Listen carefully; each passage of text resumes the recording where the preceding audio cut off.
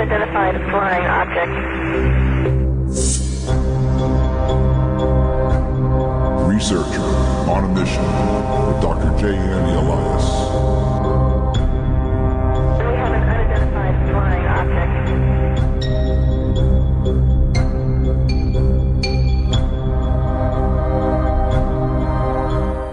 I'm Nick Pope, and you're listening to Dr. J Radio Live. Welcome back to another episode of Researchers on a Mission. That's right, Researchers, plural, ROAM Radio. I am your host, Dr. J, with my co-host live in London, Johnny Webb. And of course, we have another fascinating show for you today with a very, very special guest. And we are speaking on something that will change the world, essentially, with this book that you will hear about that is actually circulating among the Department of Defense and other politicians and high-ranking generals as a way to change our wars. As a matter of fact, our good friend, the Honorable Paul Heller, who you just recently heard and will be back again, is actually reading this as we speak. And with that being said, let's go ahead and introduce our very special guest, and that is Lieutenant Colonel Dr. Michael Aquino, Ph.D. Dr. Aquino, welcome to the show. It's a pleasure to be here, Dr. J. It is an absolute pleasure to have you on. And of course, the war, the book that we were talking about is Mind War. But before we get into a description of that and then go through the phases and the implications of that, I was hoping that you can first give everybody a background. But before you do that, let's go ahead and say why there might be some background noise where you're at right now. Well, as it happens, President Barack Obama is having dinner next door here tonight. There's a Democratic Party fundraiser at $33,000 a plate. So the entire block has been cleared of cars. There are helicopters flying overhead.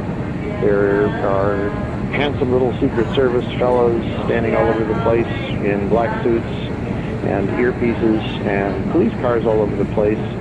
And if you hear a certain amount of ruckus and sirens at some point, then that will be the president showing up in his convoy to stop and have some dinner next door.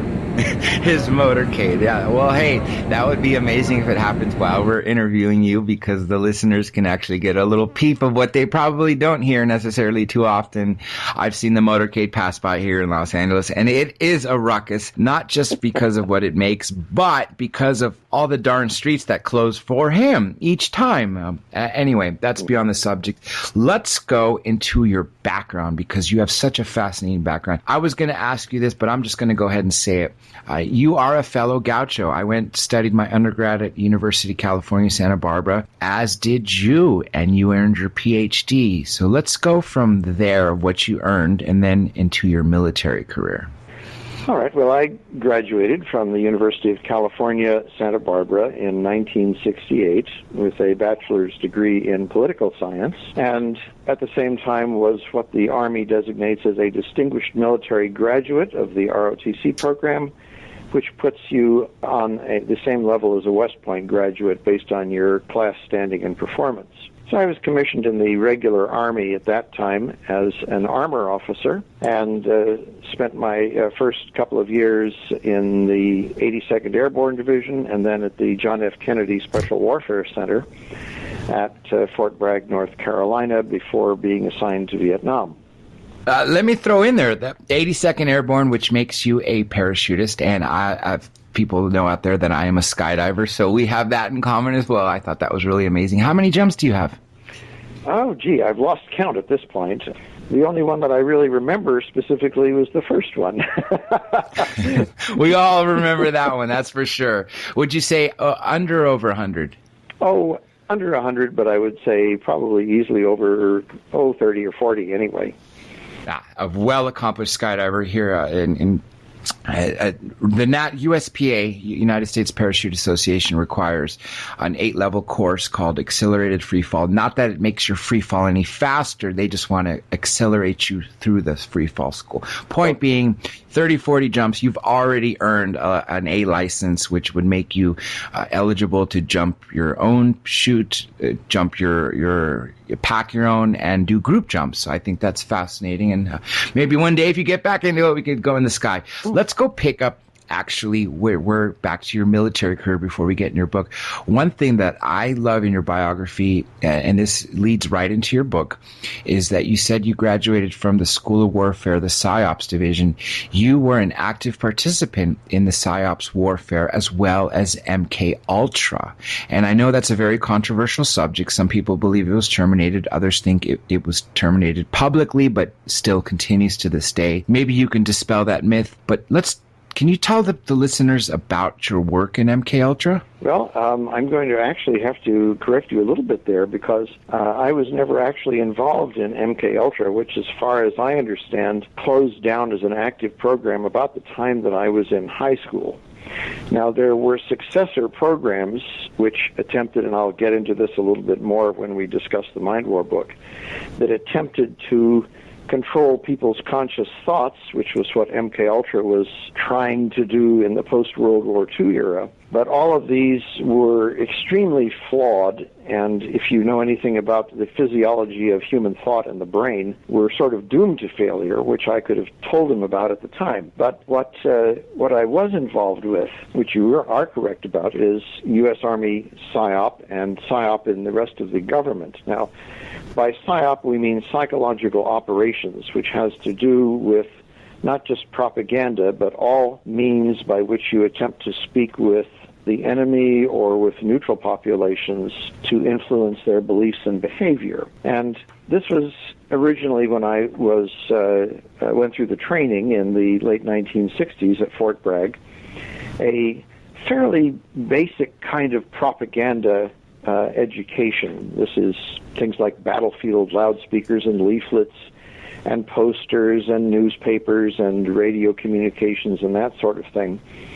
And that's what we were using, for example, in Southeast Asia, which is where I then went when I was assigned to the 4th Psychological Operations Group, headquartered in Saigon, and basically controlling PSYOP for the whole Southeast Asian area there. So I had not only the school education of it at Fort Bragg, which is the John F. Kennedy Special Warfare Center there, but then over a year or so of it actually in the field in Southeast Asia, seeing what worked and what didn't. And that was where I also, of course, got a very first-hand look at what I call physical or hot warfare is all about, which gave me, quite frankly, a very lasting loathing for that kind of thing, and strengthened my resolve to see what I could do to come up with something better as far as the ways in which human beings go about solving their problems. And that's what would ultimately lead me to the Mind War Project.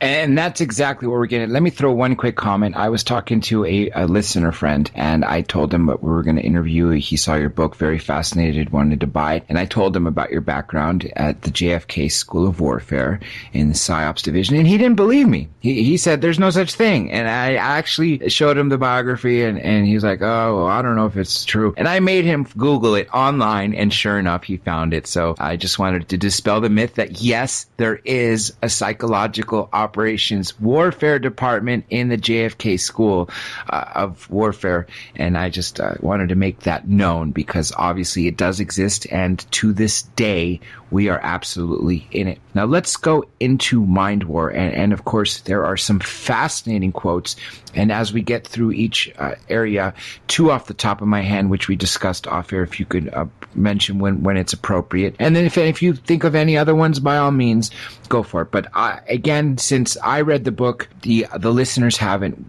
let's tell them about it. First, let's give the premise, and then let's go through the book. All right. Let me just preface this by going into a couple of more background things here. First, when I was originally commissioned in the Army, as I mentioned, it was an armor branch, but I spent so much time in the special operations field, which is what is the nerve center, you might say, there at Fort Bragg in the John F. Kennedy Center, that I eventually transferred first into the Civil Affairs branch and then into military intelligence, where I spent the rest of my active career. I am actually retired in the branch of psychological operations, which was sort of a courtesy extended to me since they created this branch of psychological operations on exactly the same day that I retired from the Army.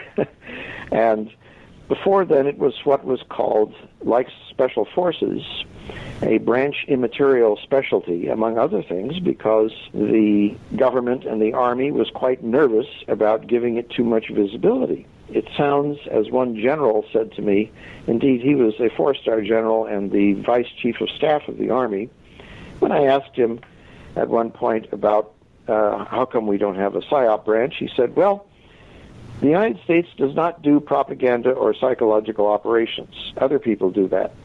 So we need what you do. We just can't talk about it.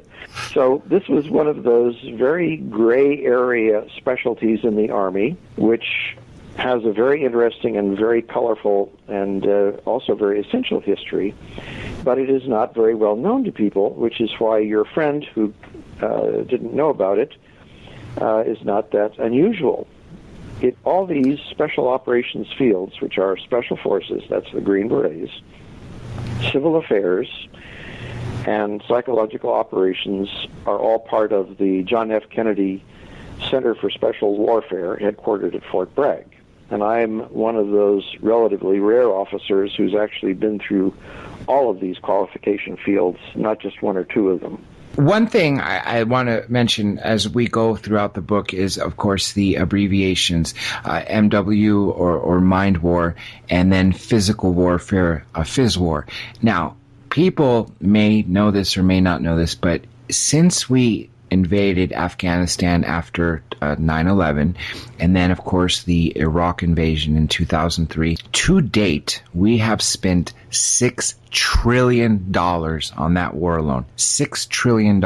And yet, if we ended up using our resources, just as JFK said, in right before he was assassinated, which basically wanted to end not only nuclear armament, but to end warfare in general, and he basically wanted the world's, if you recall the speech, to stop arming themselves as with armies and just keep a small, I don't want to say the word militia, but to keep a small army just to keep peace within their own countries.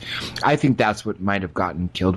I don't know. It's only speculation, but he obviously at the time was very a big advocate to end FISWAR, physical warfare. And I think that was a very, very good premise. And therefore, the fact that you went to his School of Warfare Psychological Operations Division, PSYOPs, I think is extremely important, since he was probably someone that advocated it. Now, let's talk about the cost of physical warfare and FISWAR and what we can save as a nation and as all nations, Canada, the UK, all the Western countries, and indeed every country on this globe, if we stop using FISWAR. Well, let me. I think this is probably a good point, if I may, to just sort of quickly give people an overview of what this concept of mind war is, and. Again, just briefly before I go into that, I might mention that in the mid-1980s, when I was, again, temporarily off active duty, I went back to our alma mater at UCSB and did my master's and doctorate there, also in political science and international relations.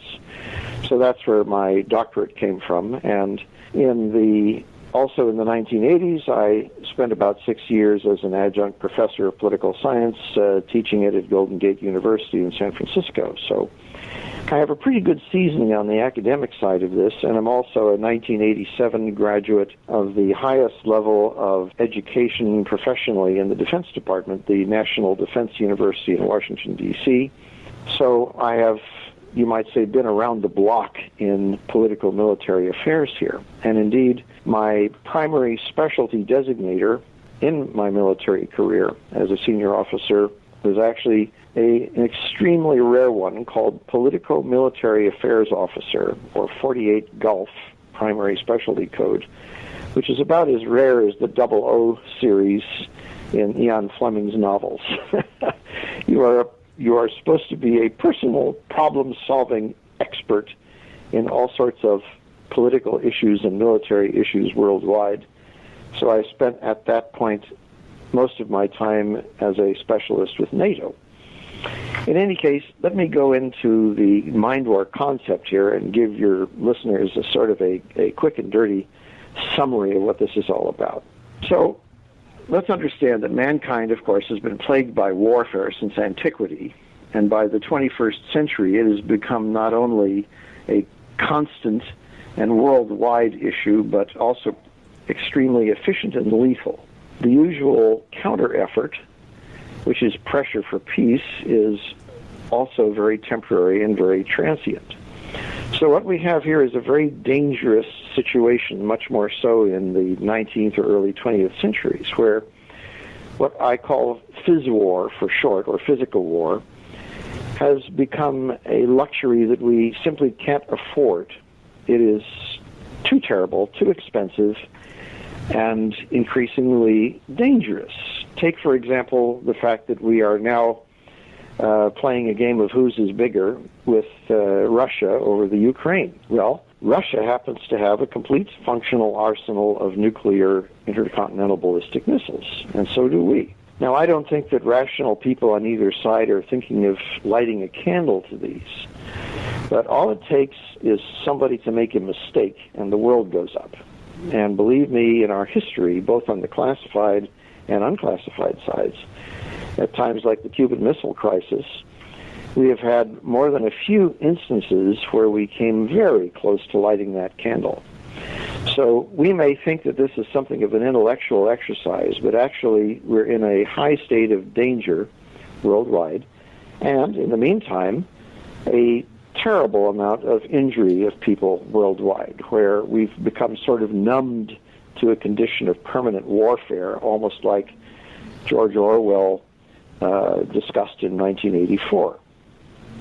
So what is mind war? Well, mind war is a different kind of solution, which is the preemption and replacement of conventional phys war by something more powerful and effective in solving these problems. And it's based on the principle that phys war is an emotional blind reaction to the breakdown of reasoned dialogue. So when you have, for example, a diplomatic back and forth, like you see right now with Angela Merkel and the other people involved in the Ukraine situation, there is a diplomatic dialogue, but if it breaks down, if people lose patience and get emotional or get too angry, then things just simply collapse into phys war or physical war.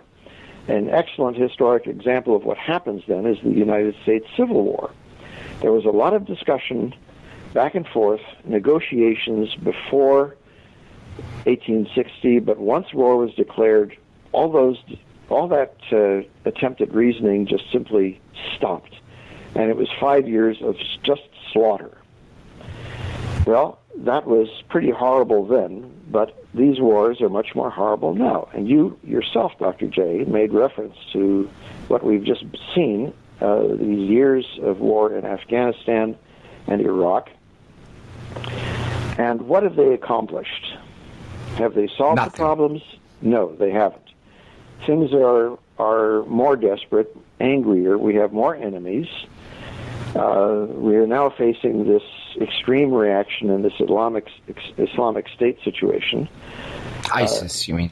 You know, so you do not see any movement really in the direction of a reasoned solution. You see congressmen and senators who are calling for more violence, more warfare, and so on. So what mind war does, it's a mechanism for taking a given crisis situation back to the thought processes of the individual and collective human minds involved and adjusting these correctively and positively at that level. So what we're trying to do is not so much change superficial opinions and agendas. We're trying to change the underlying climate of the thought involved here. And the reason that this is key, and the reason that mind war is so much different from things like MK Ultra and so on that you brought up earlier, is that what people don't understand in the architecture of human thought is that only about 5% of our thinking takes place at the conscious level. What we refer to in thought architecture as the liminal level. The other 95% is what is called pattern thinking, and it takes place at the subconscious or the subliminal level. And to make this a little clearer, your pattern thinking, your pattern thoughts, your subconscious thinking is what essentially governs how you perceive reality and how you perceive morality. This is the instinctive sort of basis that you have for deciding whether a particular situation is good or bad, or the people involved in it are good or bad. What takes place at the top level, the argumentative thinking, or the algorithmic reasoning there, is simply a very transitory dialogue, but it doesn't change your underlying perceptions of what should be real and what should be good. And what MKUltra did, and some of its other follow-ups and predecessors, it tried to control people at that liminal level by the use of things like chemicals and stress devices and so on. And because that isn't where you actually make your decisions concerning reality and morality, it was a failure. It did not touch and didn't even know about the subconscious realm, which is where these things actually take place. All of what mind war consists of, which detail in the book under the heading of psychons or psy-controls, PSY controls, are mechanisms that address the machinery in your thought processes and your body by which your subconscious realities are determined. So you don't even know that a mind war campaign may be underway targeting you, because all this takes place at the subconscious level. However, the net result of it in an ideal mind war campaign is to make everybody positive and friendly and cooperative. And what we do is to take the two sides, the two antagonistic human sides of a conflict, and actually transform them both into one side, and we take the issue itself, the thing that is irking them, and turn that into the enemy, if you need an enemy. So you still have a war, you still have one side and the other side, but all the humans are on one side, and the problem is on the other. And that is the initial mechanism of the way mind war functions. I hope that isn't too abstract, and I'll take a breather here in case you want to get a word in edgewise. Yes, actually, I want to throw in a couple things, and then I know Johnny has a question. I'll ask you about the implementation after his, but first I want to comment on a few things. Going back earlier to what you said about us being very close, of course, to annihilation. We had the Cuban Missile Crisis, and as everyone knows, what we dropped in Hiroshima and Nagasaki are nowhere near as explosive and damaging as the hydrogen bombs of the 50s, just nowhere near the devastation that would result.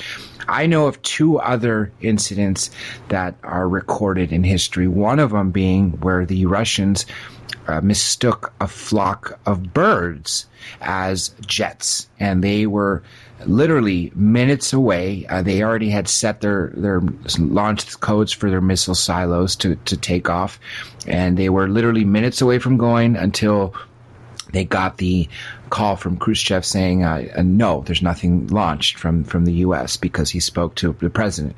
You know of another incident where there was this actually caused Nixon and I don't know if Khrushchev was still in power, then it was Nixon. It might have been a president prior to him, where there was unidentified flying objects. They don't know obviously what they were, and the U.S. thought that they were from Russia. The Soviet Union thought they were from the U.S. This was in the 60s.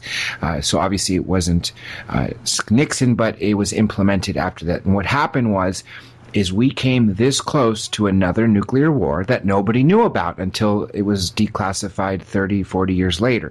And what that caused it to do was to create a red phone line directly from the President of the United States to Khrushchev to literally dispel saying that we did not launch a preemptive attack so we don't get hit by a nuclear missile from an ICBM, an intercontinental ballistic missile, because of a mistake. And you're absolutely right. We came close to it so many times. I think this would be. Also, let me throw in this, that me and Johnny also interviewed an amazing fellow. His name is Shannon Panzo. He started a course called Zox Pro based on Richard Welch's findings from 1975 on subliminal photography, subliminal messaging, and essentially mental photography, which is not... it's not necessarily what people think. It's not that you look at something and you photograph it, but you would know about this. The reason people remember something from 2 years old and can't remember anything for 10 years later, but when they remember what they were at 2 is they'll remember the setting, the color of the wall, the smell, every word that was spoken, is because that's in their subconscious, and their conscious mind links to it openly. You are completely correct. This is again an example of pattern thinking, which takes these pictures that you have of reality, so that when, for example, you walk out your front door and you see the street out in front of you, you see the street lights, you see people around you, this is a pattern in your thinking that you understand and expect to be the reality out there. And you know how to react to people, you know how to react to changing colors and street lights, and none of this really requires you to think about it. It's all at that subliminal level.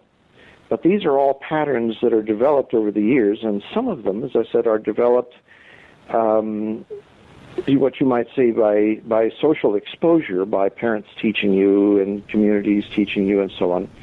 But a number of these are products of the electromagnetic spectrum, and aspects of it including the visual symbols and color symbols and brain waves, and even things like electromagnetism that are acting on your body and on your brain without you really being consciously aware of it. People do not understand, and it's actually a very simple proposition if you think about it.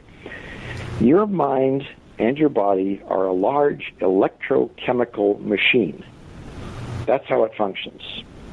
I mean, it has a lot of water in it, things like that. But you are a device that is governed by and subject to the electromagnetic spectrum. And if you ever take a look at the electromagnetic spectrum on the Internet, you'll see that there are only very small pieces of it that your five senses pick up, that you're aware of. But the rest of it is acting on you all the time. And that's what Mind War gets into, all the rest of those inputs and expressions. And interestingly enough, you mentioned just a couple of moments ago some close calls, and another one that occurred to me during the Cuban Missile Crisis. Did you know that the United States dropped depth charges on a Soviet submarine that was too close to our quarantine line that happened, and we did not know this at the time, happened to have nuclear missiles on it? I had no idea. And the submarine suffered a good deal of damage, and under his standing orders, the Soviet captain actually had launch instructions under a situation like that. But at the last minute, that Soviet captain decided that he wasn't going to be the first one to push a button. So instead of firing that nuclear missile, which would have started World War III right then, he simply didn't, and he took this injured submarine back, out of the danger area, and we survived that one. And nobody knew about this for years and years and years. It's one of the things that Oliver Stone just brought out during his recent PBS series. And one more thing that makes you breathe is sort of a retroactive sigh of relief that we've had so many of these close calls. And that's why I think Mind War is timely and important, because how often are we going to go on and play Russian roulette here, if you'll pardon the pun, because it isn't just the Russians, it's us too, until somebody pushes the wrong button and we all go up, so to speak. Well, I don't want that to happen. I don't think you or Johnny do. So this is my effort to see if we can come up with something better, to solve human problems with. And I absolutely do remember you telling about that incident. And as I was saying, I had no idea up until that. And I am very grateful for that submarine captain to make that Sure, we all conscious are. decision. That's right, because not only would World War III would have started, the annihilation that would have happened on the continental United States would have been unfathomable. The millions of people that would have died directly from the blast, as well as the nuclear fallout, we just can't even imagine the damage. But exactly, you're right. We are very grateful that happened. Johnny, go ahead and ask your question. Hi there, Dr. Aquino. I have to get it right because it's not a familiar name to me. But good evening to you. Yeah, a couple of questions. I'd like to go back. You said you started off under the light special forces before it became the PSYOPs branch. And I was wondering, with the techniques that were used, were there holographic usage at all before you became out of the system of PSYOPs? I'm not. Could you repeat that, please? I'm not sure I caught the question.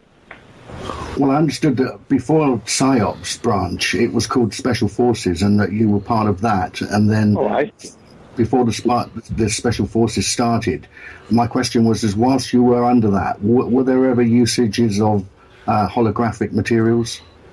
Well, first of all, originally both psychological operations, or PSYOP, and Special Forces, which are the Green Berets, a little bit comparable to Britain's SAS. Those were both what were called branch immaterial specialties in the Army, meaning that they didn't raise them to the level of formal branches. So you could be a member of some other branch and then be temporarily assigned to one of these branch immaterial things. Civil affairs, which people will remember from World War II as things like military government, that did have its own branch. Civil affairs was a branch, but Special Forces and PSYOP were branch immaterial specialties. Yes. And intelligence officer before I qualified in both these, and then I was assigned to different responsibilities and positions in those two branch immaterial areas. Now today, Special Forces and PSYOP have both been raised to the level of formal branches. So you will see them today if you look for them on the internet as branches. But back then, up through the early 1990s, they were branch immaterial specialties. Now, when you refer to a holograph, I'm not quite sure what you mean there. Well, what I meant from that was the fact that the Disclosure Project, discusses that the possibility of a future PSYOPs would be a holographic event, which would use holographs to portray possibly aliens, UFOs, and that would sort of divert the public's sway of internal war against an incoming war from outside forces.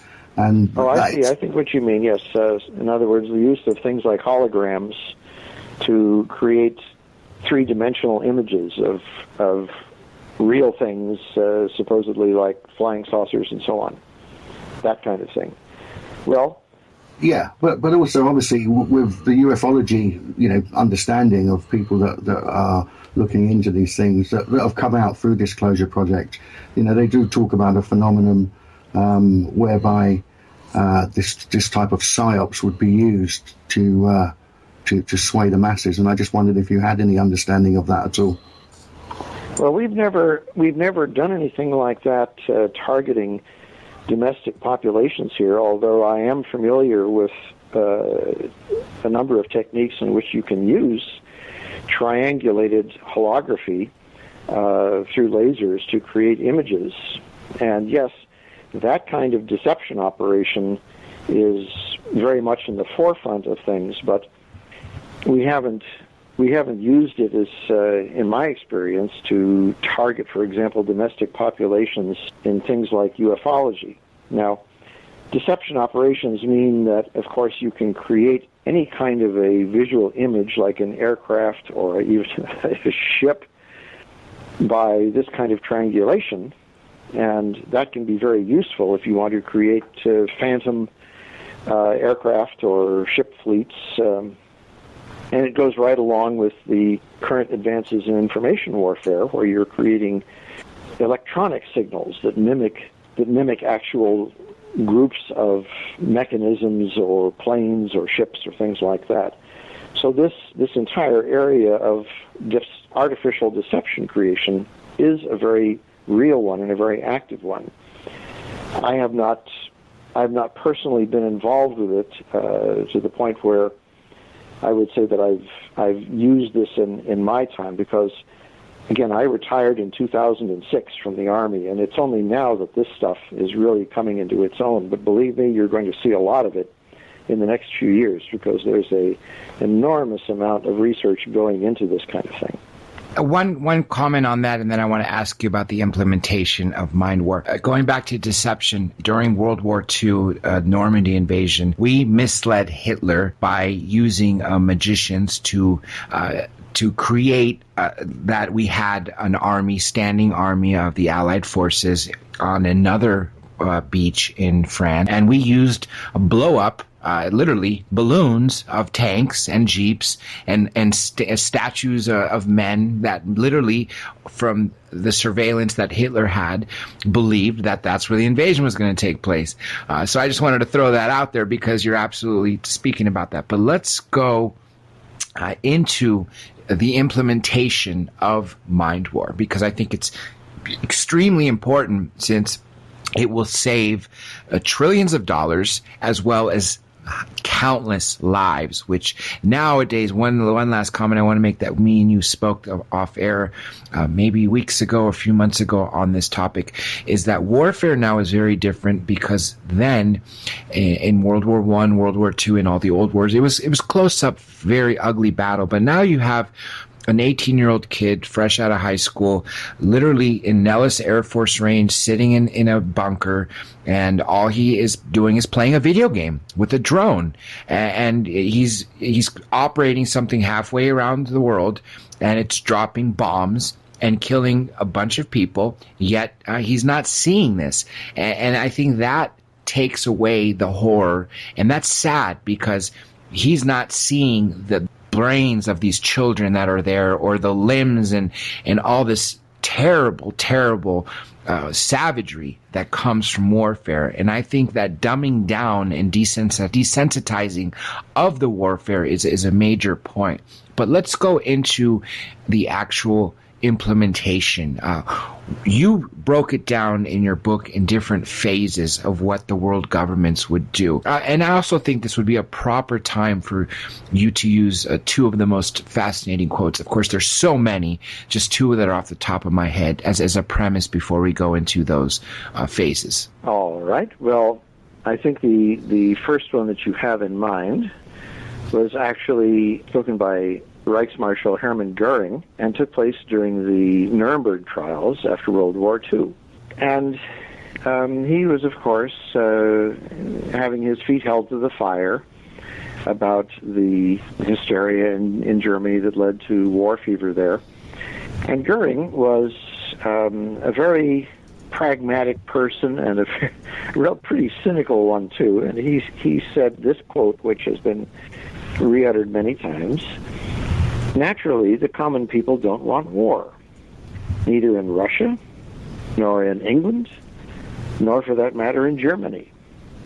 But after all, it is the leader of the country who determines the policy, and it is always a simple matter to drag the people along, whether it is a democracy or a fascist dictatorship or a parliament or a communist dictatorship, voice or no voice, the people can always be brought to the bidding of the leaders." And then, excuse me here while I turn the page, and he went on to say, "That is easy. All you have to do is tell them that they are being attacked, and then denounce the peacemakers for lack of patriotism and exposing the country to danger. It works the same in any country." Fascinating quote by him. Yes, he might have been twisted by working for Hitler, but obviously he made a very, very good point in the Nuremberg trials. He was an intelligent man, whether we agree with what he did. Obviously we don't, killing massive people in gas chambers, but again, the thought process of these individuals you have to take into account and at least appreciate them. What was the other quote? This actually came from John Fowles, very intelligent British novelist, and it came from his novel The Magus. When Conscious, one of his characters therein, was discussing the concept of war after his own experiences in World War I. And I was rather fascinated by this, so I included it in the Mind War book, and it is this. Men love war because it allows them to look serious, because they imagine that it is the one thing that stops women laughing at them. In it, they can reduce women to the status of objects. That is the great distinction between the sexes. Men see objects, women see the relationship between objects, whether the objects need each other, love each other, match each other, but it is an extra dimension of feeling that we men are without, and one that makes war abhorrent to all real women and absurd. I will tell you what war is. War is a psychosis caused by an inability to see relationships. Our relationship with our fellow men, our relationship with our economic and historic situation, and above all, our relationship to nothingness, to death. Think of extremely fascinating quote, and both of them. And one thing I really loved about your book is that the level of intelligent quotes that you have in there on top of this implementation of Mind War, which I think is an extremely important topic that I'm very, very happy to know is circulating among the Department of Defense. Now, let's go into the actual phases of implementation of Mind War and ending Phys War. Well, this actually takes me back to some of my doctoral research, because I was very much involved at the time in the field of political forecasting. And political forecasting, of course, takes you into an international situation or a national one and looks at all the factors that are driving a country or a group of countries in a particular direction. These are economic factors, political factors, whether you have certain charismatic actors or you have certain needs or desperations in a country, you have population pressures, perhaps food pressures, movements of populations. And I became involved in a number of think tanks, such as the Hudson Institute here in the United States, and also the Club of Rome, which was an international one at the time in the 60s, which looked at various international factors and tried to come up with pictures of how emerging world situations would take place. So today, when we look at an area of the world, what we really should be doing is not waiting for something to blow up in our face, like has happened in the last couple of decades here in the Mideast. We should be looking at these areas of the world with foresight, not with aft sight. And we should be saying, you know what? I see this factor and this factor and this factor, and they are coming together in the wrong ways, and if we don't adjust these things now, they are going to combust. So that is really the very first step, and probably the most essential one in a Mind War campaign, which is that you don't wait for something to explode in your face. You take a given area of the world, or a given country, or a given society, or a given geographic area, or a given economic situation, such as, say, the international price of petroleum or something like this, and you advance game this to see where it's going. If there is something that is headed towards a problem or a confrontation, then you adjust it beforehand, cooperatively, before it becomes something at which makes people stand up on their hind legs and start yelling at each other about. So that's what you might call the most important phase of mind war. A lot of the rest of it has to do with catch-up. In other words, this book, if you implemented this mind war book right now, you'd be walking into a large number of cesspools around the planet that have already gone beyond this stage. If you look at the Mideast, for example, right now, it's a mess, and everybody hates everybody else.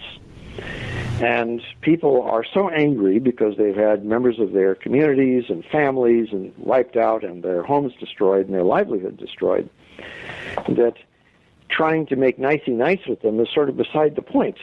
I mean, they're people that have been pushed over the edge into desperation. So mind war is a way to reduce that kind of thing, which you can do, as I said, by what amounts to calming everybody down as much as possible through subliminal devices. But you still have a very large uphill slope to climb. And that is where one of the new mind war branches called metaphors comes into play. And what I've done in the book is to supersede, if you will, the three special operations branches of the Army, which were psychological operations, special forces, and civil affairs, with three new ones called mind war, which handles, again, the implementation of the various psychons, these subliminal forces that we project into a given geographic area to people there, and metaphors, which is the revised special forces, which consists of people on the ground, you might say boots on the ground again, but these are teams that go into a given situation with the specific mission of diffusing the antagonisms there. And they only go into a situation which has been pre-prepped by the mind war branch, which is essentially blanketed with all these psychons to maximize their chances of success. Once the metaphors branch has succeeded in stopping the active combat as best it can, then you bring in the third one, which is the revised civil affairs branch, and that's called parapolitics. And it is a nation-building consortium that basically looks at a particular political situation and looks for the optimal reconstruction of it to make everybody as happy as possible, and then builds that. And it is not, it's a little different from what we look at right now, because right now our various political systems around the world are tremendously ideological. We're divided into capitalism, we're divided into the remnants of communism or socialism, or visions of a sort of an economic warfare, such as you see going on right now in the EU with Greece and so on. Yes. And what parapolitics does is to essentially scrap all this ideological simplicity and say, to heck with this stuff. What we want to do is come up with the best possible cooperative arrangement, and if it means that you have a giraffe running the country, then we will, find a giraffe. But whatever it is, we're not going to be driven by ideology. We're simply going to be driven by humanitarian values and by peaceful construction values. And once we get everybody kind of cooperating and working together, then you can argue about, Marx or or John Locke or whoever you wish to ideologically. But for right now, we just want to get people cooperating. We want to get people fed.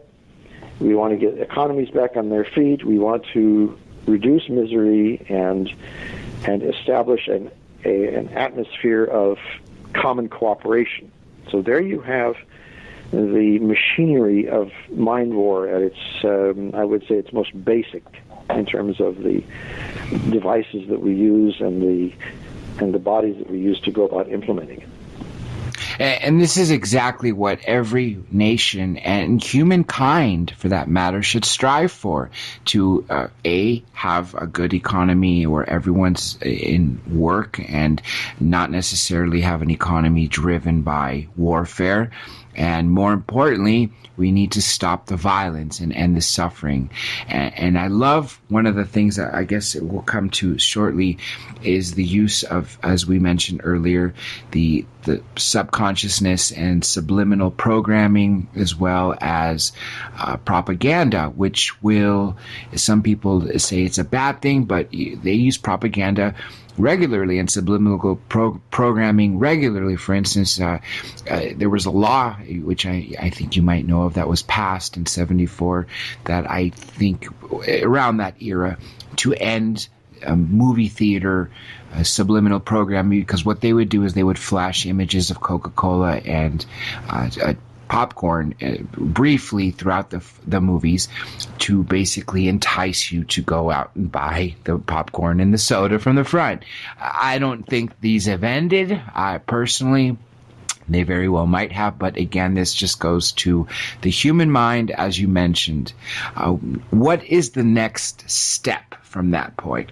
Well, propaganda, as most people understand it, takes place at the conscious level. These are arguments that you get. This is what you hear on your news broadcasts that tell you that certain groups or people are good or bad, or certain policies are good or bad. They're trying to argue you into supporting or endorsing a particular line.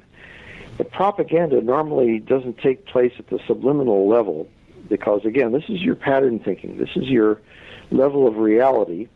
And the only way that I would say commercial messages like Coca-Cola and potato chips are going to enter your pattern thinking are just over a long period of time in which you grow up in a world in which you begin to think of Coca-Cola as a particularly refreshing drink. And it's sort of, you don't really think about it consciously, but you say, gee, this is a hot day, I think I feel like having a Coke.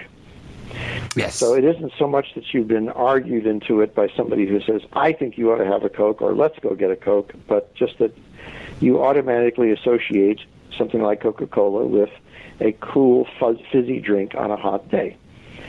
And that's just something that is the result of Coca-Cola being around for a long time. In fact, so long that people forget that its name originally came from the fact that it had some cocaine in it. Cocaine, that's right. Which is why it probably tasted so good.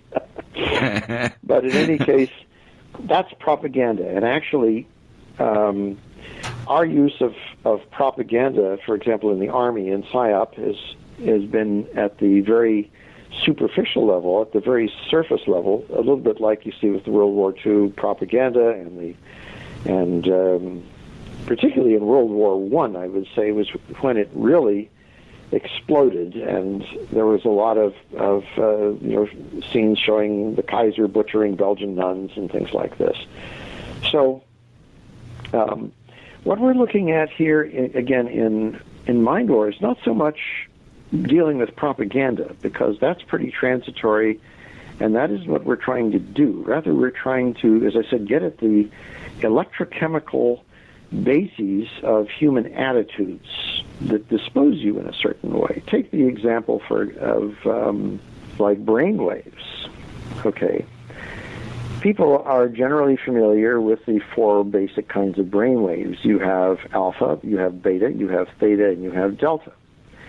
And the differences of these waves, of course, take place at different dispositions in your head. So alpha waves are where your head is at when you are in a relaxed, positive, and friendly state of mind. A good example, for example, is when you are watching TV. Yes. Or if you're just relaxed and in a pleasant mood. Beta are the waves that your brain is in when you are actively and aggressively thinking or working on a problem. That's when you are most mentally active, but it's also when you're the most nervous and the most brittle. So when we're trying to calm people down, we don't want them in a beta state. We want them in an alpha state. Theta is a kind of an interesting one, because when I was doing extensive research into work in the Soviet Union that had to do with their research in brainwaves, the Soviets discovered that theta had a very strong correlation with ESP phenomena. So it's a little of a strange area there, and it has to do with high emotional states and also with some somewhat metaphysical things like ESP and PK and so on. And that's a whole nother discussion in itself. The final one, delta, has to do with extreme relaxation and deep sleep. Now, the importance of these things, again, from a mind war, I was talking about these things as one of the psychons that we use in mind war. All of these frequencies take place at the sub-audio level, meaning that when these frequencies are being projected or broadcast, you could be in a room full of alpha, for example, and you wouldn't hear a thing. Or you could be in a room full of beta and not hear a thing. These things are all below your auditory level, but, and this is the important point, the human brain resonates with these brain waves if they reach it externally, which they can not just through your ears, but through your skin, through your skull, any medium, really. So if you have a bunch of grouchy people, to simplify this, and put them together in a room, and you want them to start cooperating and agreeing on something, first thing you do is switch on an electromagnetic generator and dial it to alpha and blanket the room with alpha. And without any of them really being aware of what's happened, they'll start relaxing and turning into a more positive frame of mind. That's just one of the examples. We could go into that with, for example, the area of color. Now, we tend to think of color as something that you like this color. You like red or you like blue or green, and that's my favorite color. And we also think of it socially, that different nations, for example, in the West, we think of black as being sort of a funerary kind of color. And white in China would be a funerary kind of color there, and so on. Well, how many colors do you think you actually see?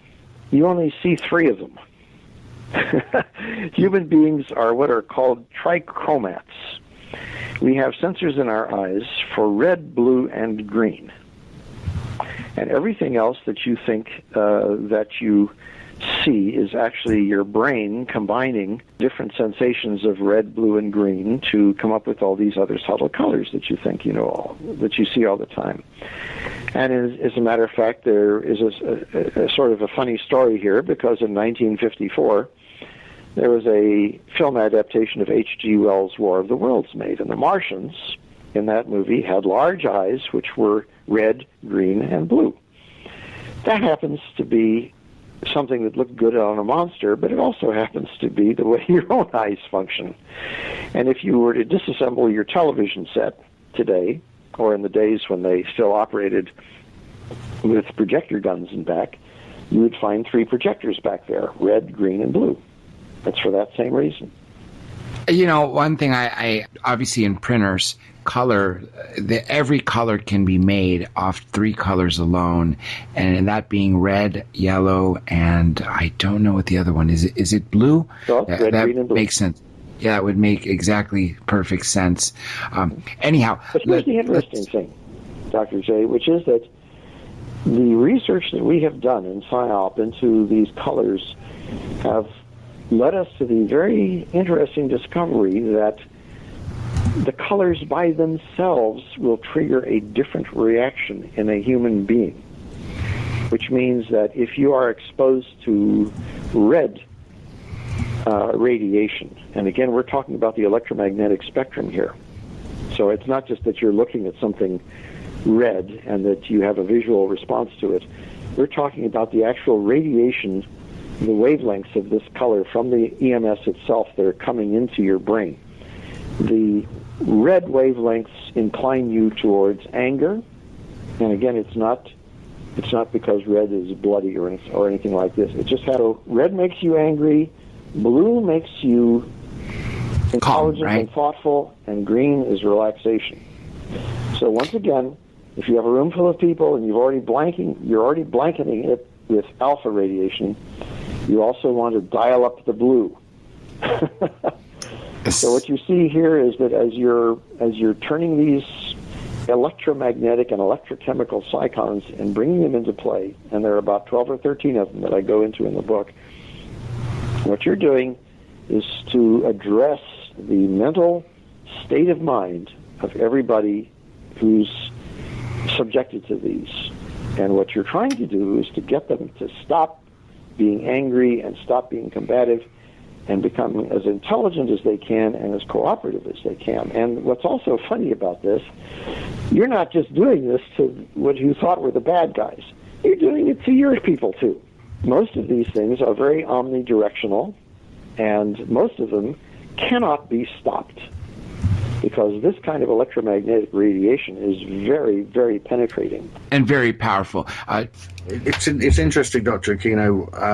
You're talking about the color vibrations and how they sort of affect us in different resonance of like waveform, in a sense. It's like the David Icke used to say the wave of love is like a long, low flow, where, say, the wave of fear becomes very spiky and it sort of has that different resonant effect on us. And like you say, it's not on the physical level; it's down in the subconscious sort of higher consciousness sort of realm. We are literally at the point now where scientific investigation is breaking these things down into actual parts of the electromagnetic spectrum, and seeing what happens when you dose a human being, so to speak, with these areas of electromagnetic influence. Magnetism is another one of those interesting ones. Magnetic frequency, or fMRI, is now a very interesting area of research. They've been doing it at Yale and some other universities out here, and probably several over in Britain as well. And Stanford, too, you said, sure. Right? And magnetism, which you normally don't think that you're subject to magnetism. Your body isn't built of iron or steel or anything, and you don't stick to anything when you touch a magnet. But you actually have a sensitivity to certain kinds of magnetism. You do have some magnetic materials in your body that are very fine and very delicate. These are you might say, a sort of a human counterpart to what some birds have when they're using magnetic fields to navigate and so on. Dr. Aquino, I think that was extremely fascinating, all the research you've done on colors. I didn't know the effect to that extent. I knew some of it. I think it's very important. Now, how does magnetism play a role in our subconscious, our programming, subliminal messaging, and most importantly, in what's the whole topic of mind war? Well, bear in mind, of course, that we're talking again about the human body as an electromagnetic machine. And if you look at an electrical wave in the electromagnetic spectrum, you might say that it's going up and down, and what's going right and left is the magnetic wave. So for every electrical wave, there's a magnetic counterpart. And this all, not to go too far afield here, but these are the sorts of things that were getting Albert Einstein fascinated when he was trying to come up with his unified field theory, when he was trying to take all of electromagnetism and figure out that this was sort of the machinery of the entire universe, and that somewhere in here you could find things like gravity. But in any case, when you look at magnetism, you're looking at, again, a form of radiation that is different from electrical radiation, but it's still a wave phenomenon that way. And we, of course, are surrounded by it all the time. We live in a sea of this stuff. We have it everywhere we go today. We're in a very electronic society. And magnetic waves and magnetic fields, of course, are much more pervasive and much harder to stop in some ways than just simple electrical broadcasts. So we, of course, are sitting on a big magnet here called the Earth, which has a huge magnetic field to it. There are solar magnetic flares and so on that go on, and there's an entire interesting field of research that takes all of this discussion about climate control and relates it to switching magnetic fields that are in a constant state of flux. But bringing this down again to mind war, In about 2010, as I discovered, MIT neuroscientists discovered that application of magnetic fields to the right temporal lobe of the brain by means of non-invasive technique called transcranial magnetic stimulation, or TMS, can temporarily disrupt an individual's ability to make judgments based on previously learned morality. This is really quite something, because we tend to make judgments, and again, this is that pattern thinking thing. We have a moral overlay on whether we think something is good or bad from what we've learned. This is the moral decision-making process by which we judge goodness or badness in things. So you can see how important this is. Entire religions are built on the ability to proclaim what is good and bad. So if you can take an electromagnet and stick it next to somebody's head and switch it on, and suddenly you sort of poof this out of his decision-making process, you're going to have a human being who is faced with making decisions without there being any moral qualities to them whatever. Now, this would be very good if you're dealing with very antagonistic moralities, like, for example, you see now with the extremism in things like Islam, where you don't want these intense moralities to govern people's decision-making.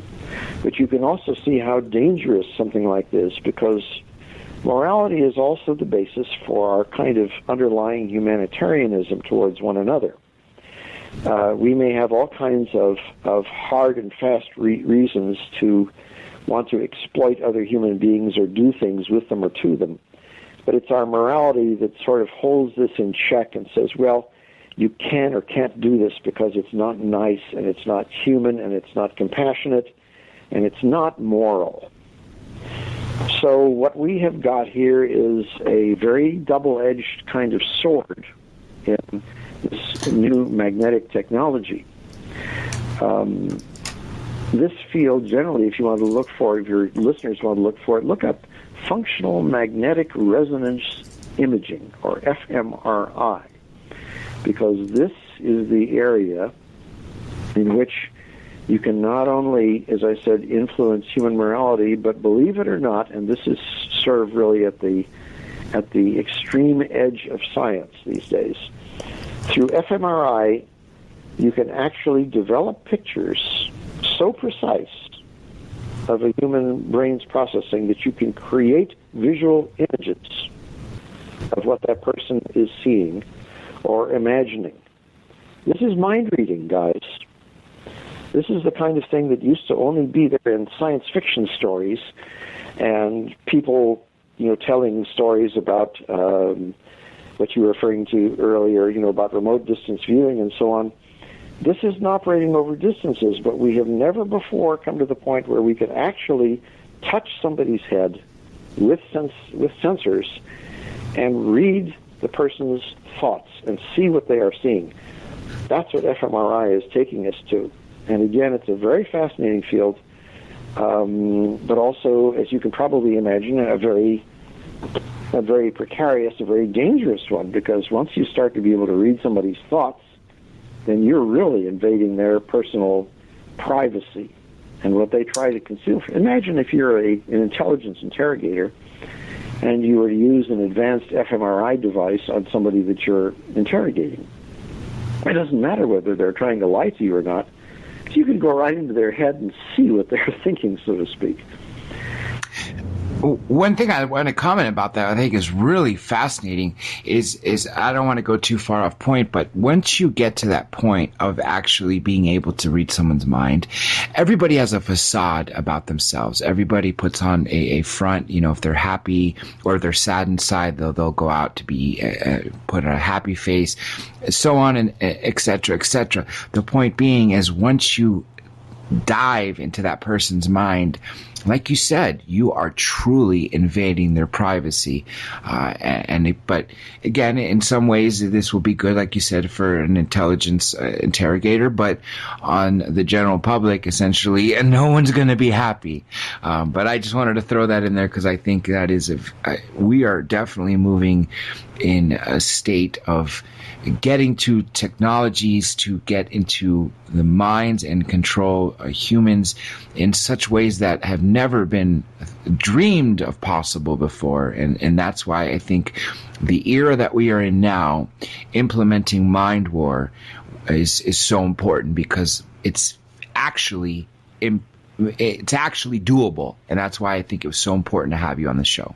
Mm-hmm.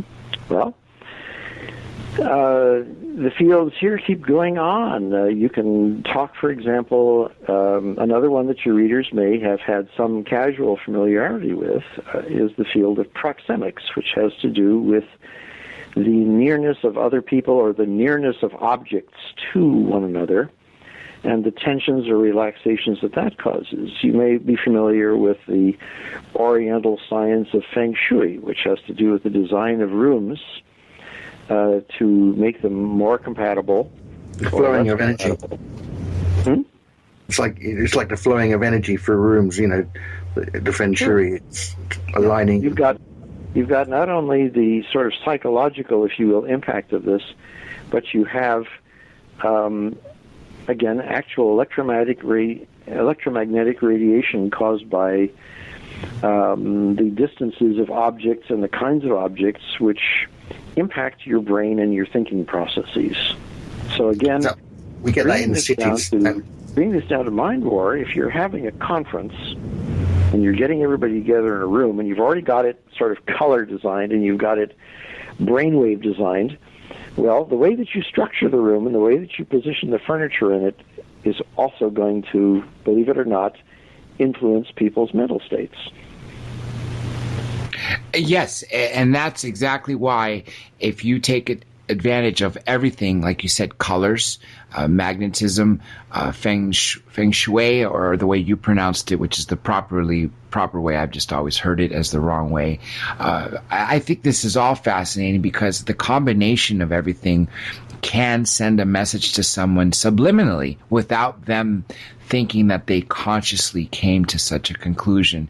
And hence we can get them to relax and get their argumentative states away, thinking otherwise, and like you said, essentially control the population in a positive manner. Another one that, again, people will probably be somewhat familiar with, but is also one of the psychons, because here we're using it in an actively controlled situation, is atmospheric ionization. People are probably aware that a negative ionized atmosphere is relaxing and makes you feel good, and a positive one makes you grouchy and irritable. And again, what we're trying to do with a mind war solution to things is get rid of all the grouchiness and the brittleness. I ran into this, again, during my PSYOP research when I was checking into, of all things, doing a study on office buildings in which people tended to either get along well or not get along well. You had co-workers who were picking fights with one another, or environments that were generally very cooperative where people like to be.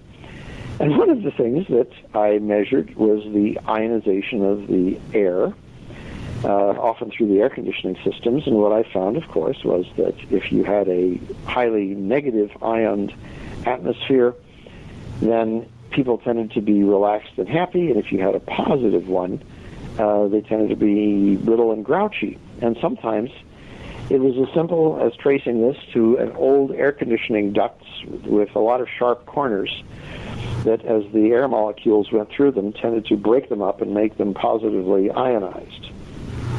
So when I was talking to some of these companies that I was doing at the time, what would you suggest? I'd say, well, for a start, put in some new air conditioning ducts that don't have all those sharp corners. And while you're at it, that compressor up on the roof, I measured that sucker, and, it's sending out beta vibrations because of the way that it's locked to the roof there. So if you'll insulate it, then you'll get rid of those. and you won't have those two irritants to work with. Do you think that they design those for prisons and things like that, to lower that energy? Well, I'm sorry, what was the question? Well, the way you described it was that obviously that you change the ambient energy through the negative particles and ions. Oh, yes. And sure. so I wondered, in prisons, do you think that they would use that system there? Or possibly?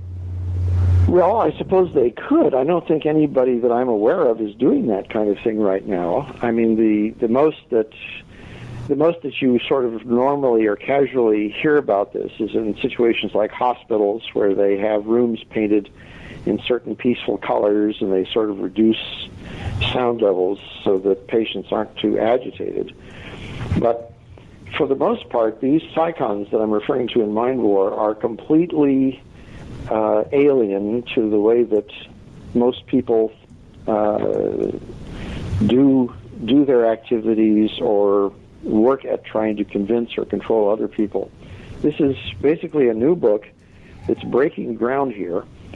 The big danger of it, as I said in the book itself, is that what I'm doing really here is opening a kind of a Pandora's box of technologies that most people are simply not aware of, either individually or altogether, and that if this is done for good reasons to reduce human suffering, it can be a wonderful thing.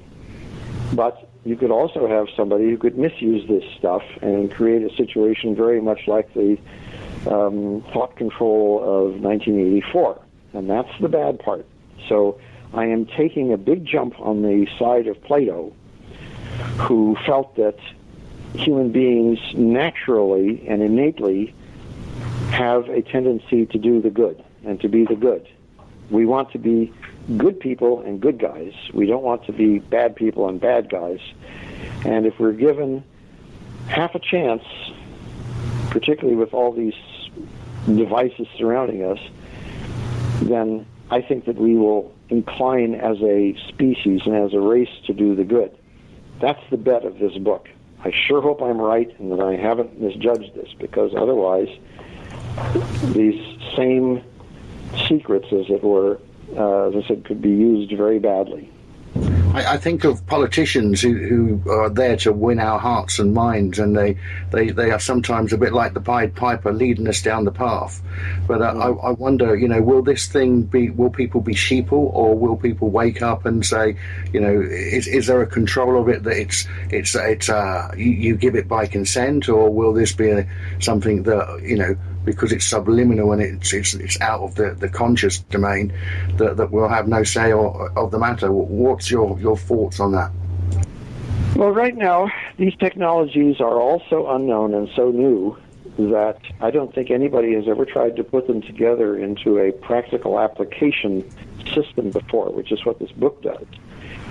I remember when I was doing some research for this back at Fort Bragg at the John Kennedy Center, and I was talking with some of the officers there in the PSYOP school, and I was going on about those brain radiation frequencies, the alpha, the beta, and the theta, and the delta. And I said, you know what, why don't you guys do a test here? Why don't you sweep your classrooms and find out what brain waves are in there right now, because you may find out that some classrooms are harder to teach people in than others.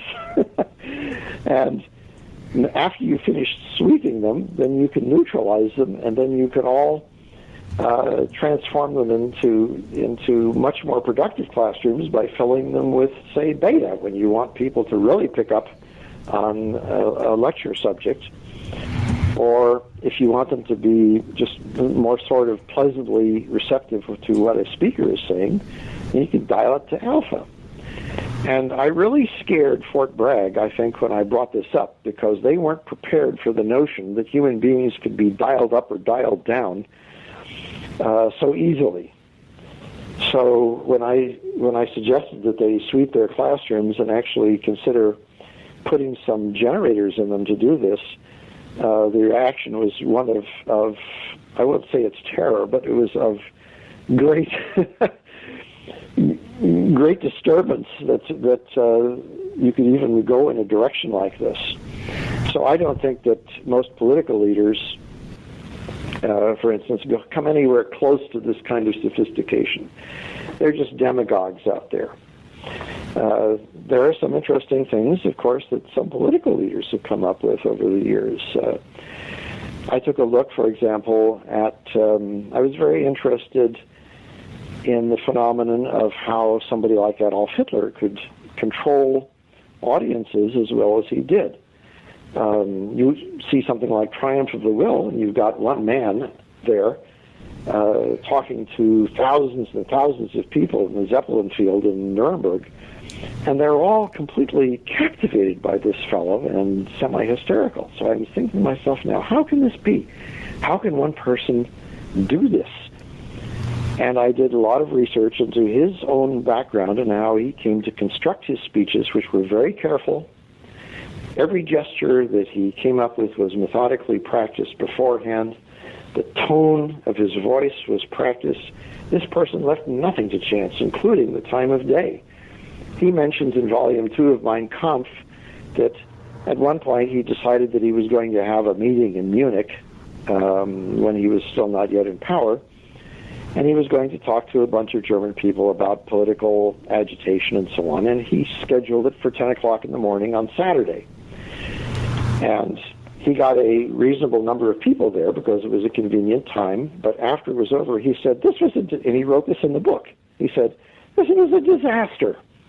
He said, nobody cared, nobody paid attention, I couldn't get anybody worked up about anything. He said he later figured it out, it was in terms of people's day-night cycles, this was simply the wrong time of the day to get people excited about anything. To really get them worked up, you have to get them in the evening, which is why the Nazis held all these rallies at nighttime when they could drive people into semi-hysteria, because people were sort of naturally disposed at that time of the day to get worked up about things. So it's a good thing that we don't have more politicians who are that savvy, because he was very, very calculating in all these things, much more than most people appreciate. But most politicians aren't anywhere near that. They just, they make speeches any time of the day to any sorts of people anywhere, and they really do not plan these things to impact them psychologically from a control standpoint, which, as I said, is probably a good idea, because I'm not a great fan of most political leaders, frankly. I'm glad you mentioned Hitler. He had evil intentions. 56 million people died because of him. At the same time, though, as you said, you have to respect the fact that a 5'3" individual was able to command such power to create a nation, to not swear allegiance to the country, but to him. And you're absolutely right, as the savviness that he had to be able to control the people through the way, the methodology of his speeches, to every detail. Like you said, he left nothing to chance. The way he would start as so calmly and then raise his voice as he would get more emphatic with what he was saying, and rally the crowds at such a level.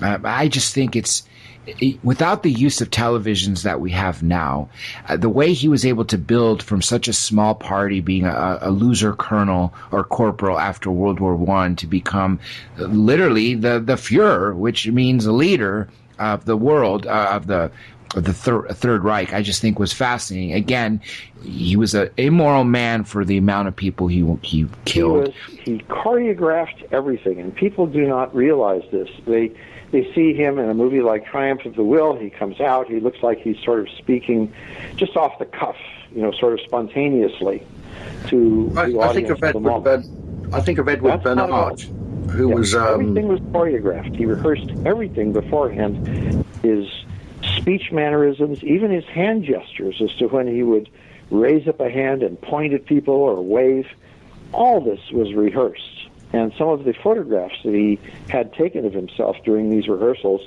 have survived, and you'll see them in some of his biographies, where he's actually practicing different gestures and then discussing this with people around him to see which ones are the most effective. So this is, as I said, an example of political demagoguery, if you will, at a very, very, very refined level.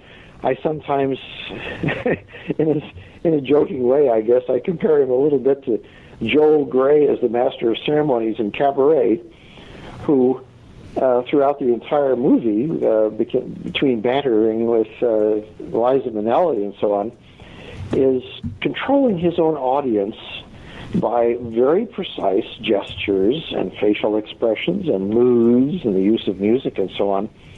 Obviously, he's not taking anybody to war. He's just entertaining an audience. But the methodology there between a really, really good actor and what Hitler's doing is a very small dividing line indeed. Hitler was being an actor. The closest we've come to that, I guess, in the United States would be somebody like Ronald Reagan, who was, in fact, an actor.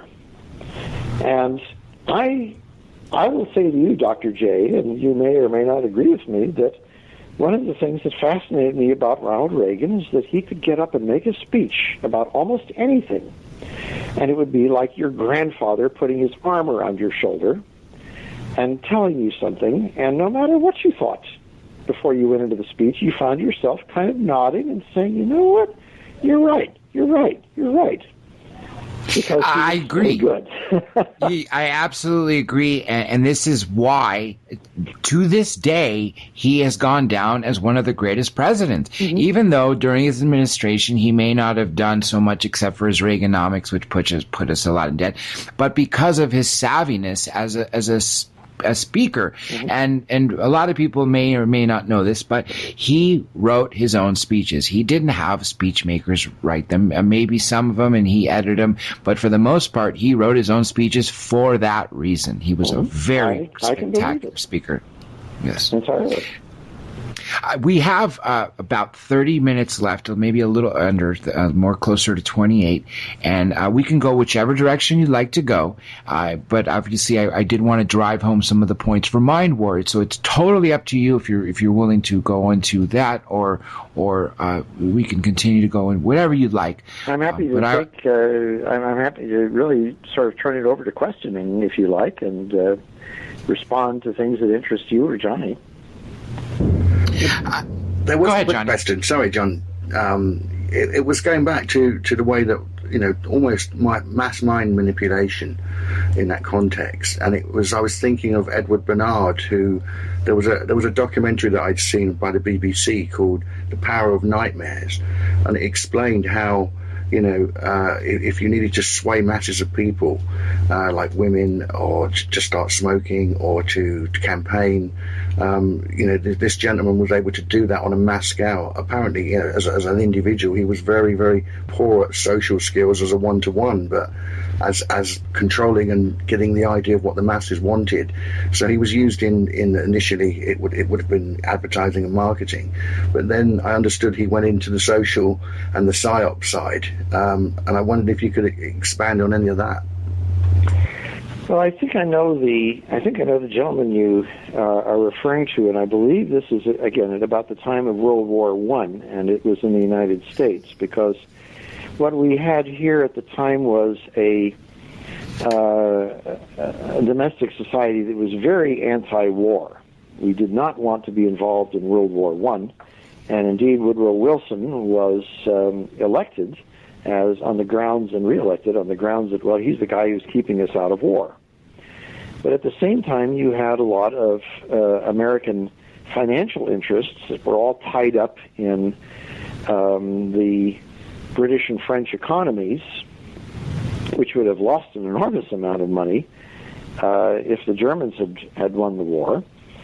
And what you had was, as the war dragged on, you had a separate peace in the East between the Leninist government, once the Tsar had been overthrown, and the German army there, which permitted the Germans to take a whole lot of their army and move it over to the Western Front, which really scared the people in the West. But whoops, we're now facing 3 or 4 times as many Germans as we were before, and this is not good. So we need the United States. So Wilson faced the problem, really, of trying to activate the American public into some kind of war fever that would enable him to declare war and come into it on the side of the British and the French. And this is one of the people who I believe was dealing with this, because he was trying to say, well, we can kind of market this thing. You know, we can create an atmosphere of fear, an atmosphere of necessity, and just sort of keep hammering on this until people say, well, you know, we didn't want to go to war, but I guess we sort of have to. And as a result, there was, in fact, a declaration of war in the United States, and we came into it on the Allied side.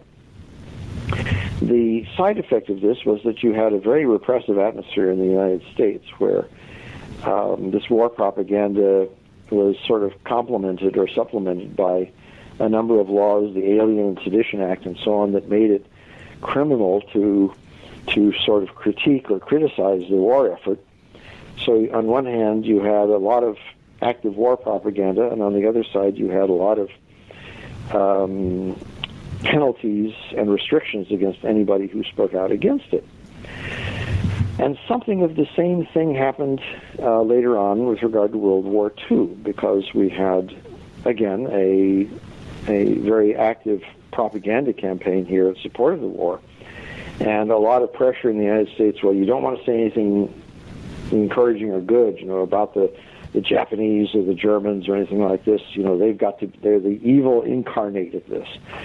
After World War II was over, there was a huge amount of discussion about this in the Congress and the citizenry, who sort of said, well, we really aren't happy with this kind of propagandizing of the masses by our own government to push it in certain directions.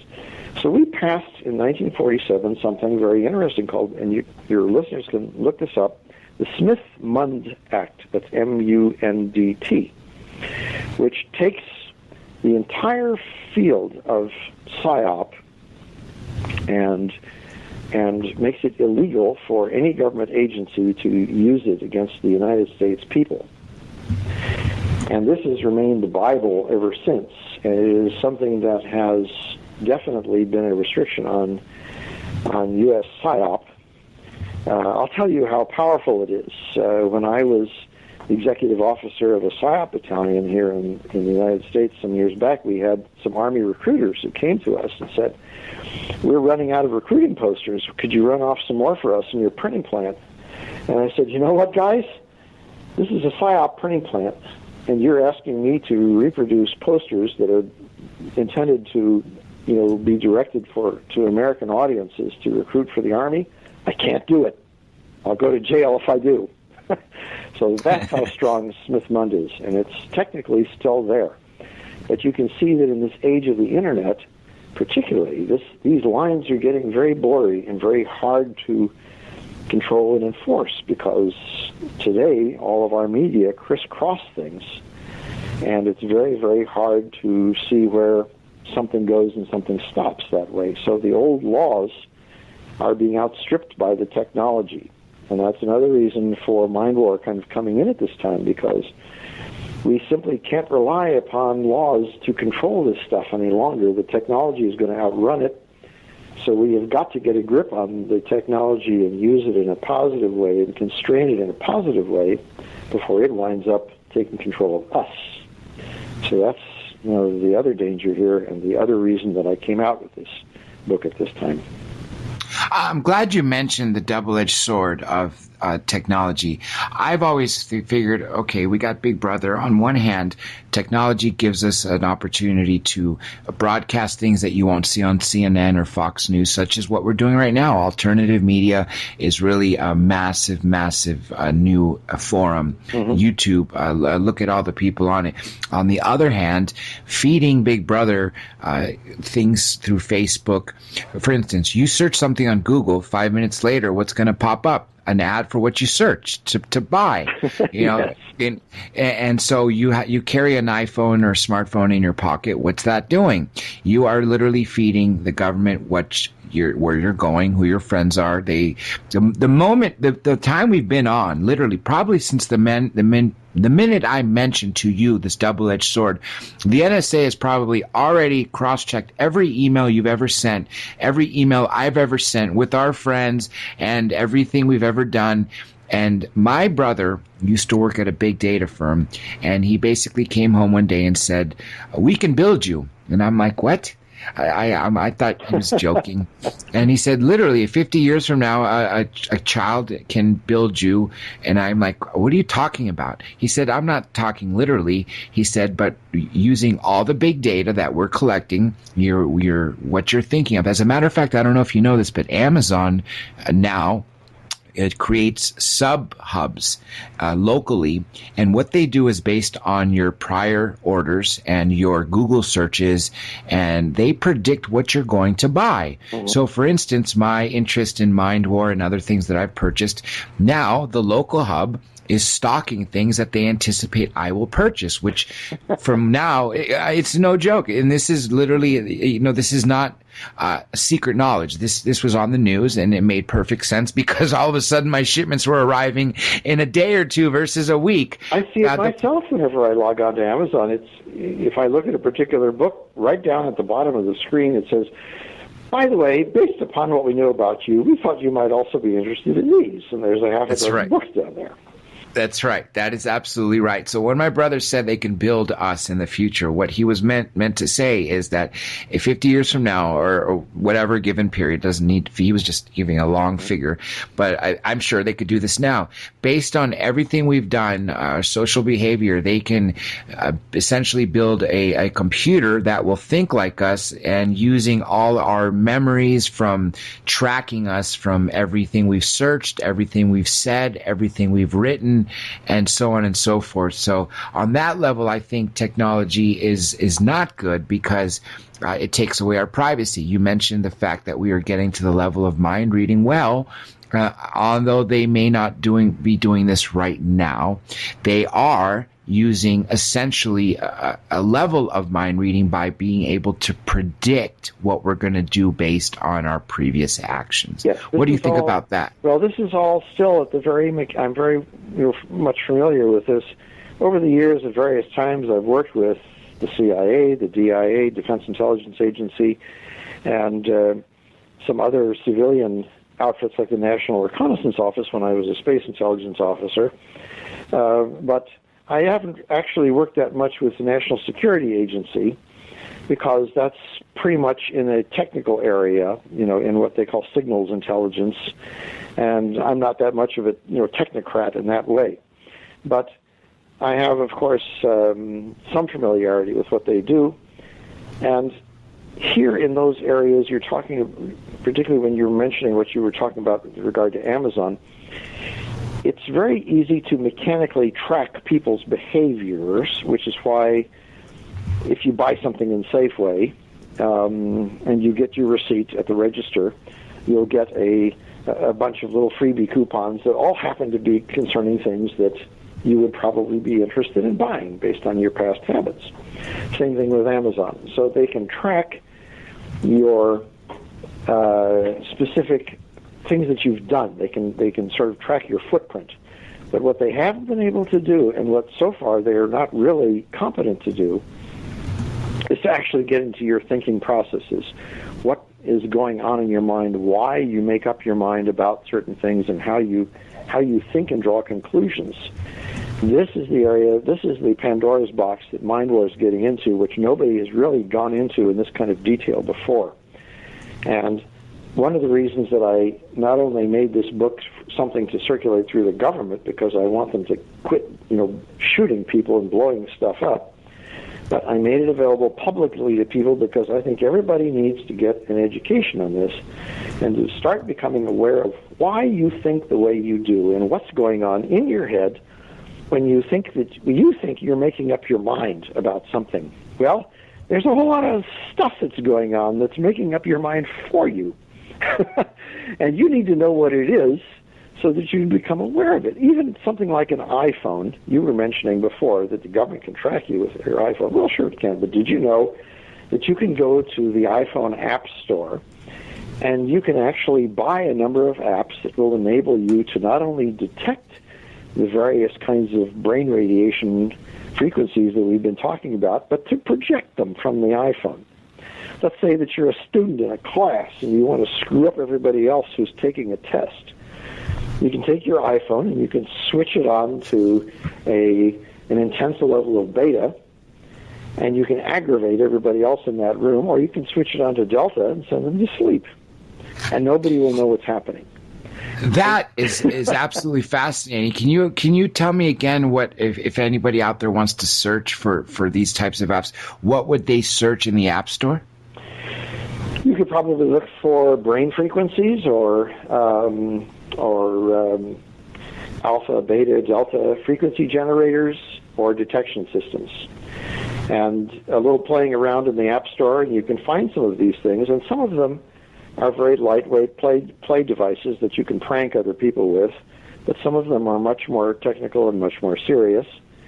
And, of course, there are some goofball ones that just sort of simulate this and don't do it. So you can sort of look around there and find on your own and try out a few, if you want to.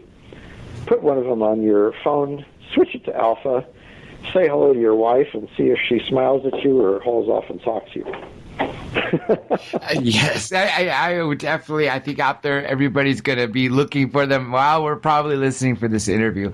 Dr. Aquino, we got about 15 minutes left, and I have several more questions, and obviously we'll absolutely have to have you back. But I wanted to briefly just go ask you about your work with the CIA. How long and what exactly did you do for them? Well, I mentioned that I had been through the three primary areas at the John F. Kennedy Special Warfare Center, which is PSYOP, Yes. Civil Affairs, and Special Forces. The CIA, of course, has worked historically with Special Forces in the military quite a bit because that's the arm that is involved with clandestine operations. But I was also picked up at this. I mentioned earlier that I was a political military affairs officer, and that meant that I was sent through some specialized programs like being a foreign area officer, which is another training course there, in which you become a specialty, a specialist in a particular geographic area. In my case, it was Western Europe. And I went through at the Defense Intelligence Agency a course as a defense attaché, which is what happens when you are picked up and sent to an embassy overseas. You become a military attaché, which is a polite way of saying that you're there to kind of figure out everything about that country's military systems. I don't think I'd quite go to the point of saying that you're a spy, but you're definitely supposed to keep your eyes and ears open and figure out everything that is of interest to your country that may be going on there. So in the process of these various exposures, I also took a number of sessions and courses at two places, one being the Central Intelligence Agency and the State Department's Foreign Service Institute. The State Department's Foreign Service Institute, of course, handles diplomacy on an overt level, and the CIA, of course, handles what's going on in other countries at the covert level, which is when you sneak around and try to figure out things that they don't want you to know about. So I spent a lot of time at both the State Department's Foreign Service Institute and the CIA headquarters at Langley, getting up to speed in these two areas. And I've, of course, worked with a number of their personnel over the years, and both an overt and a clandestine capacity to, again, figure out what other people were doing and why. There are a lot of funny stories there. I mean, such as a person that I talked to who is a defense attaché in Morocco, who was walking home one night, and then he was attacked by a couple of muggers. He was a commander in the Navy. He was attacked by a couple of muggers, and then a couple of even beefier people came out of nowhere, beat up the muggers, picked him up, and took him back to the United States Embassy for medical care. It turned out that they were his KGB shadows that he knew nothing about. It was a spy versus spy situation, you know. Literally. Mhm. This is why I brought you on. You are such a fascinating and brilliant character that has had a very, very, very extremely intelligent and a very diverse background in intelligence and in military and, of course, other things. And that's why I think it's so important to have you on these airwaves as well as bring you back. Now we're a little over 10 minutes left. And I do want to, I have more, and I know Johnny's got more to ask you, which will probably carry over into the next interview sometime. And I wanted to use this time to essentially have you say whatever you'd like to say to people. I will give you a chance to give a final statement, and of course tell the people where that we can find the book as well. But what would you like to spend the rest of the duration on, aside from taking us questions? Well, here's if you want to get to sort of the bottom line of this whole thing and the whole mind war effort, people are people. Human beings are human beings. We are dealing with everybody on an equal level of being respectful, respectable people who deserve to be able to live a life. And I don't care whether you're a Syrian or an American or a Cuban or as we call them up in Scotland, a Saxon down below the Hadrian's Wall. Everybody is a human being, and we should respect their dignity. We should respect them and wish them well, and not let things like ideologies and political agendas and these really petty hatreds that are so irrational get in the way of that. And that's what really we're trying to do. That's what I'm trying to do with this whole approach, is to remove as many of these irrational hatreds and barriers to problem solving as possible. Get as much as we can people cooperating with one another and liking one another, which sounds a little bit like a Pollyanna pipe dream, but so help me, it doesn't need to be. And to the extent that we are, as I said, that so many of our mind processes are the products of this electrochemical machinery, we can certainly tune those things to be optimum instead of to aggravate the situation. So that's kind of what it boils down to. I definitely agree that we need to end this petty warfare. And that reminds me of that very famous speech that Ronald Reagan gave twice, once in front of the UN, and I believe the first time he sort of rehearsed it in front of a high school. I'm not sure where the first one was, but the UN. And it essentially went along the lines of, if we were faced with an alien threat from above, wouldn't we all forget the petty little differences and come together to fight? And that's what we need to do. We need to stop this tribal primitive warfare, because that is what's holding us back, in my opinion, from evolving into a better species. And that's why I thought it was so important to get this Mind War book out there to the listeners, to essentially get them thinking on that level. Now, the listeners on here on Dark Matter are very into this topic in that we need to stop this violence and stop this petty hatred and all this. And I think that with everybody out there listening, that hopefully can jump on board and get this book and go to their local politicians and military generals and whatever they can have access to. And if they don't already have the book, then essentially get the idea to them, because it is extremely important. Now, I want to ask you, do you think that obviously, we've already covered that the governments of the world have been using essentially these tactics for a very long time, and especially certain individuals, as we mentioned, Hitler and Ronald Reagan being two figures just off the top of my head that we covered in this. Do you think the governments of the world have already been implementing a sort of mind war already? I don't think that I haven't seen any evidence that any of them have been implementing the programs in this book, because that's much too systematic for what I see around me. I think that really, in terms of all these different psychons that are in the book,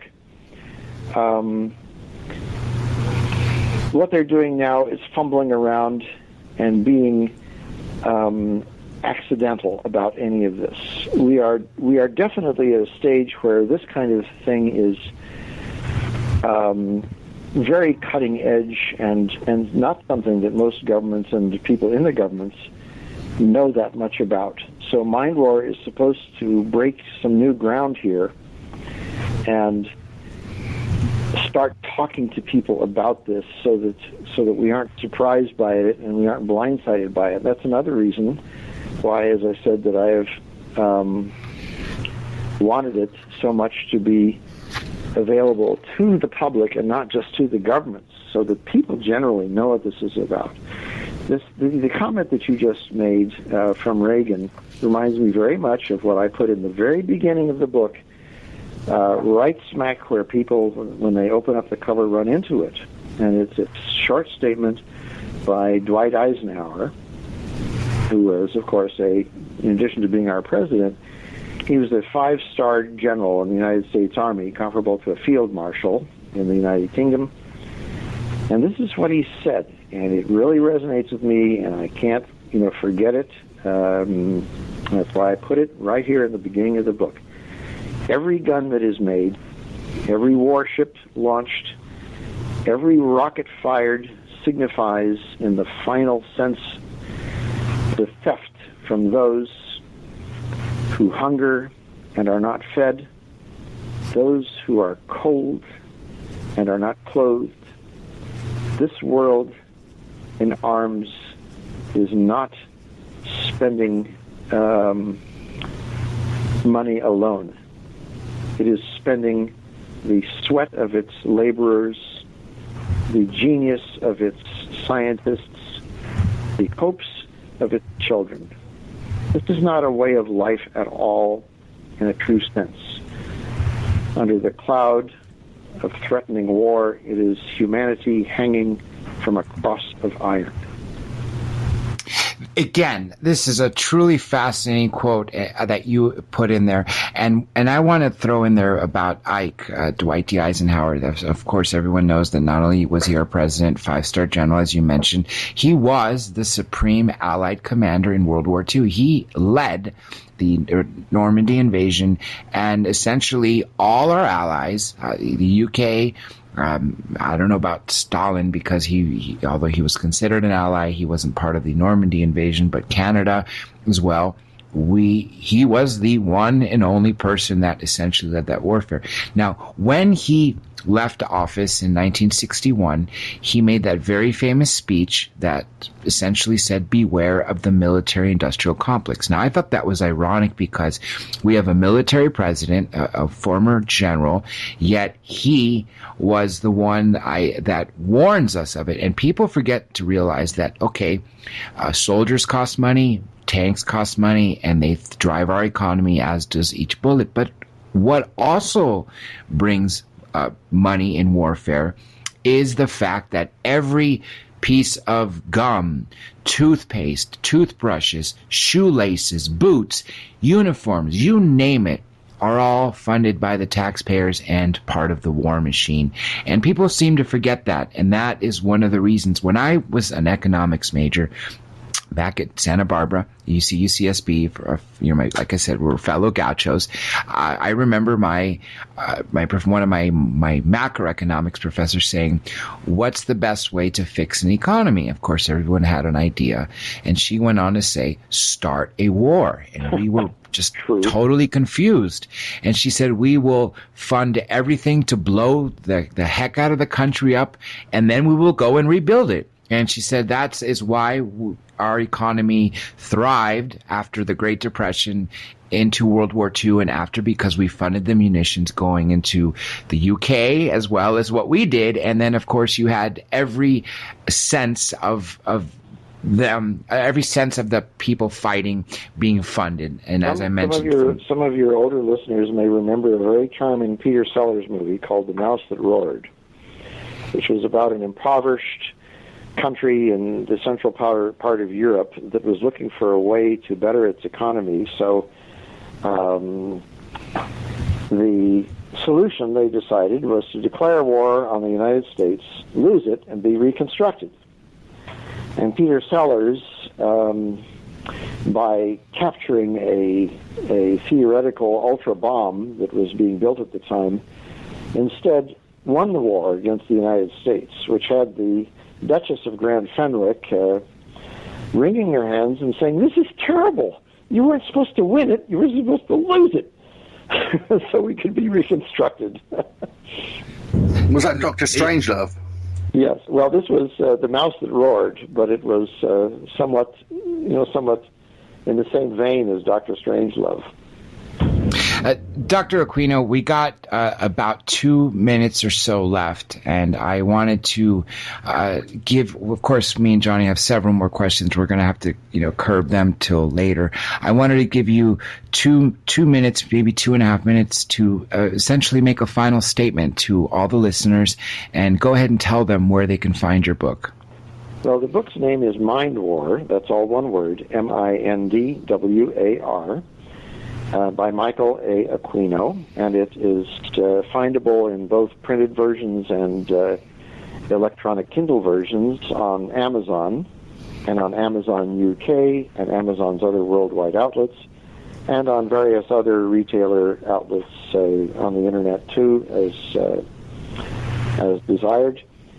And I do encourage people to take a look at it. It is, as I said, designed not just to tell government how this thing can function, to reduce human misery generally, but to educate people, the ordinary people like you and me and Dr. J and Johnny here, to clue us in on this stuff so that we are aware of this machinery, so that we know what's happening, so that we can keep an eye on this, because that's the way that we are going to keep our governments and our politicians somewhat under control, is by at least knowing what they are doing and being aware of it, at least at the same time that they are, and ideally before they are. So that's why I want this book available to the public and in basically in every country, so that we can all work on this same problem together, knowing the same information. Lieutenant Colonel Dr. Michael Aquino, PhD, it has been an honor to speak to you. We definitely have to have you back. Everybody, I hope you enjoyed it. Again, I'm Dr. J, and me and my co-host Johnny Webb will bring you more fascinating guests. Be sure and check out the website, drjradiolive.com. Again, drjradiolive.com, and all social media accounts, and I mean all, going from Google+, Twitter, Instagram, Flickr, Tumblr, Facebook, you name it, even Gmail. All the same account, DRJ Radio Live. You tell us who you want to hear, and we will bring them to you. And all these fascinating interviews we've ever conducted are all available on YouTube. Yes, we are a little slow to upload them, and we are going in reverse order, since this old station used to have them uploaded, and so all 200 of them will be uploaded at some point, but please bear with us, and in the meantime, check out the websites. And with that being said, this is Dr. J, and we are signing out.